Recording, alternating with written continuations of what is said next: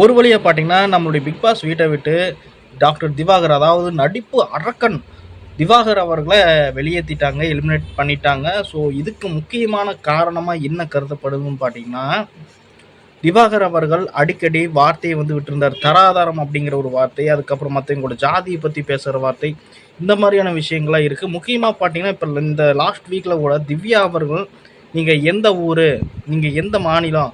எந்த தெருவு சேர்ந்தவங்க?" அப்படின்ட்டு திவ்யா அவர்களுடைய ஜாதியை பற்றி தெரிஞ்சுக்கணும் அப்படிங்கிறதுக்காக திவாகர் அவர்கள் அந்த ஒரு கண்ணோட்டத்தில் சில கேள்விகளை முன் வச்சதாகவும் சில காணொலிகள் சோசியல் மீடியாவில் பரவிட்டு இருக்கு. ஸோ இதை பற்றி நிறைய யூடியூபர்ஸ் நிறைய விஷயங்களை பேசியிருக்காங்க.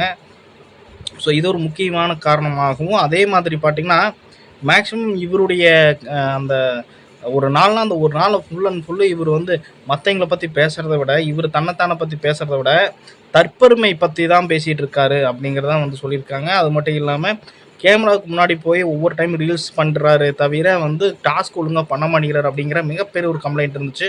ஸோ இதனாலேயே அந்த வீட்டை விட்டு எப்படியோ வெளியேற்றணும்னு பிக் பாஸ் அவர்கள் பிளான் போட்டு தூக்கிட்டு தான் தகவல்லாம் வெளியேற்றிருக்கு.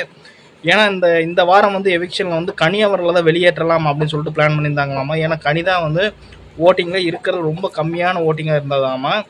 பட் ஆனால் திவாகர் அவர்களுடைய இந்த கொடுமைகளை தாங்க முடியாமல் பிக் பாஸ் அவர்கள் திவாகரை எப்படியா வெளியேற்றிடுவோம்டா, கனி அடுத்த வாரம் பார்த்துக்கலான்னு சொல்லி ட்விஸ்ட்டாக போட்டு விட்டாங்களாமா. ஸோ இந்த ஒரு பேச்சுவார்த்தையில் தான் இப்போ சோசியல் மீடியாவில் பரவிட்டு இருக்கு மக்களே. இதை பற்றி உங்களோட கமெண்ட்ஸ் சொல்லுங்கள். மறக்காம இந்த வீடியோக்கு லைக் பண்ணுங்கள், என்னோட சேனல் சப்ஸ்கிரைப் பண்ணுங்கள். நன்றி, வணக்கம்.